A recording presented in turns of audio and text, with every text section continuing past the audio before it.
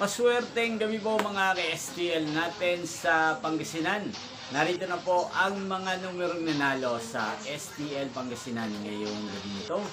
August 10, 2026, 8:45 PM. Third draw result. Yan, nakikita nyo na po ngayon sa screen ng yung cellphone ang mga numerong nanalo sa STL Pangasinan. In exact order po yan.